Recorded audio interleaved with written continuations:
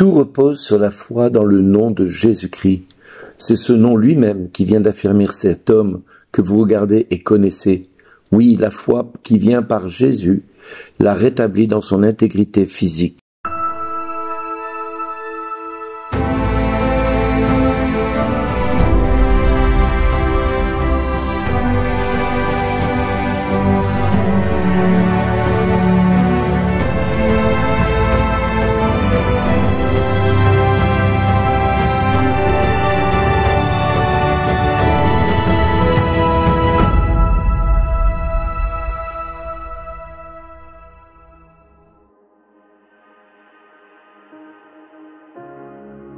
Bonjour les amis, le Dieu d'Abraham, le Dieu d'Isaac et de Jacob, le Dieu de nos pères a glorifié son serviteur Jésus alors que vous l'aviez livré, vous l'aviez renié en présence de Pilate qui était décidé à le relâcher.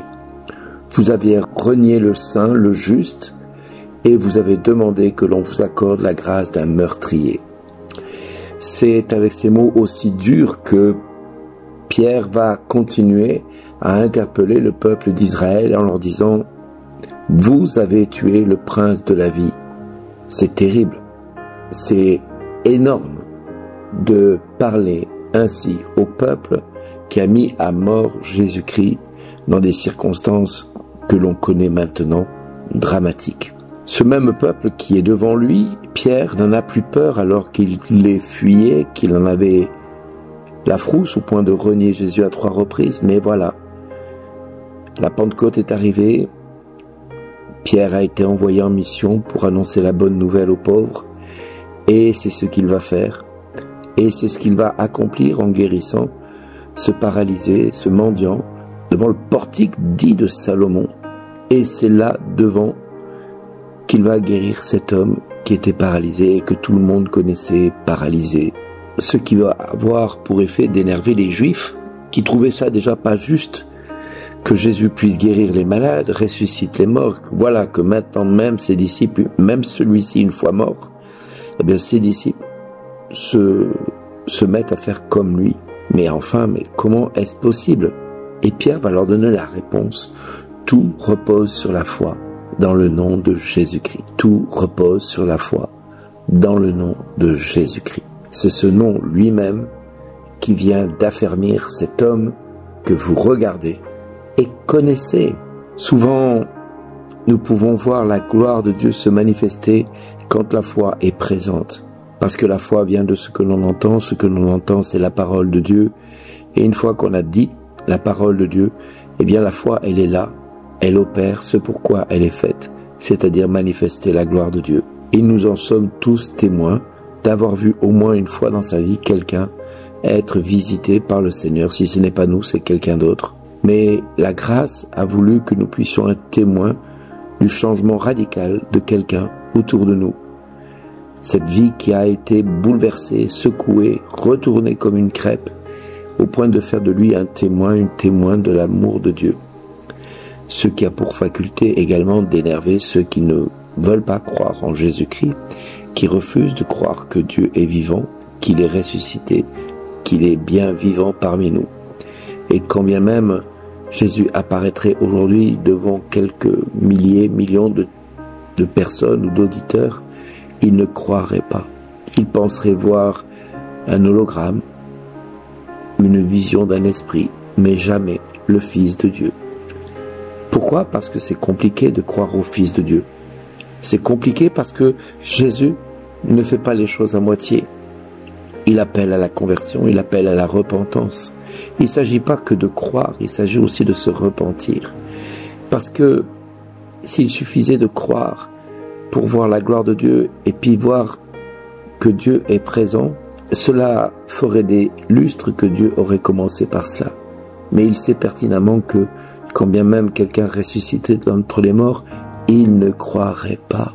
C'est ce qu'il va dire aux apôtres avec l'histoire de Lazare, cet homme riche qui dilapidait tout, qui dispensait son bien à droite et à gauche, et il va atterrir dans la géhenne et il va demander à son père Abraham de lui rafraîchir la langue, ne serait-ce qu'un tout petit peu avec un petit peu d'eau. Et voilà que il va dire à Abraham, mon père Abraham, permets-moi de retourner voir mes frères et leur dire de se convertir, de renoncer à cette vie. Et Abraham va lui dire, quand bien même quelqu'un ressusciterait d'entre les morts, il ne croirait pas. Et c'est ce qui s'est produit avec Jésus. Jésus est ressuscité d'entre les morts, Pierre va le dire, et il ne croit pas. Cependant, quand Pierre va leur annoncer que ce Jésus continue d'agir, qu'il est bien présent parmi nous, et qu'il est vivant, et que rien ne peut l'arrêter, que maintenant, c'est pour qu'il ne reste pas dans l'ignorance que Pierre accomplit d'abord ce prodige de guérir ce paralysé, mais c'est aussi afin de leur faire comprendre que les prophètes avaient annoncé la venue de Jésus.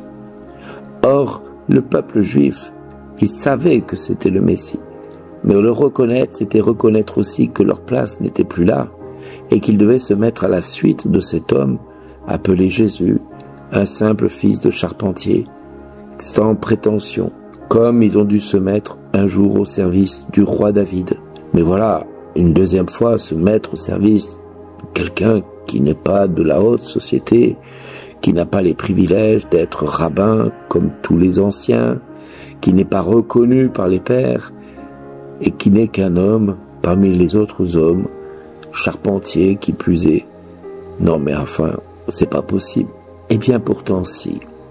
Ils ont tous les ingrédients pour se mettre à croire, mais ils vont pas vouloir voir.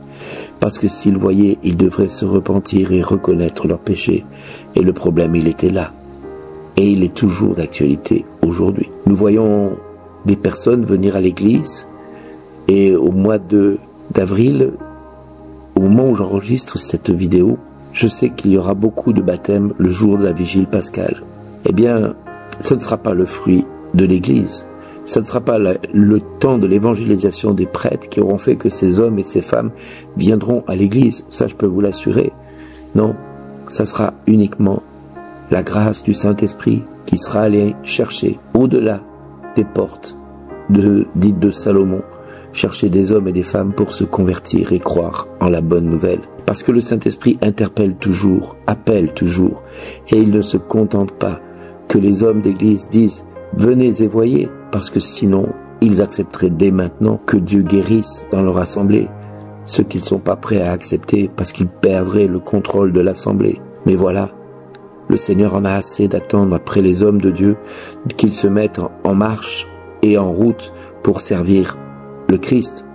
Il dit, maintenant, puisque vous ne faites pas le travail, j'envoie mon Saint-Esprit et je vais appeler moi-même les hommes et les femmes au-delà de vos raisons, de votre sagesse, de votre intelligence des Écritures. Oui, je vais aller chercher des pauvres et je vais les ramener à l'église.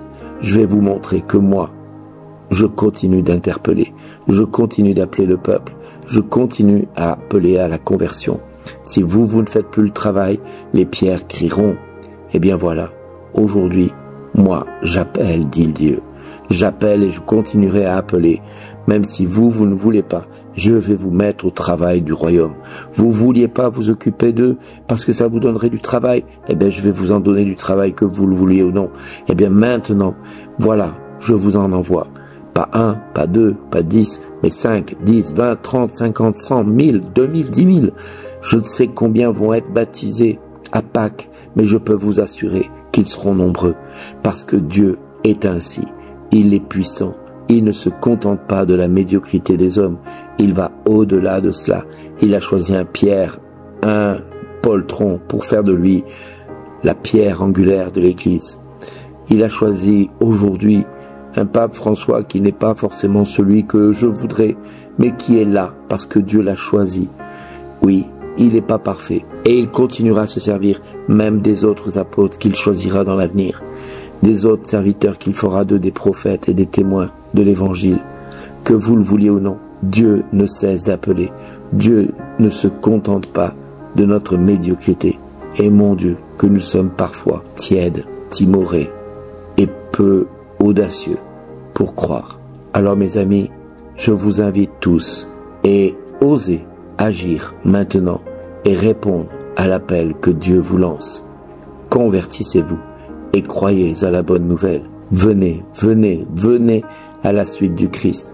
Et pour cela, ne ratez pas les occasions qui vous sont proposées avec tous ces pèlerinages que je vous propose, tous ces voyages autour de Marie pour aller vers son Fils, notre frère et notre Seigneur et Sauveur. Mes amis, ils nous attendent tous les deux, ils nous attendent pour servir le Christ. À nous de répondre présent. Merci d'exister.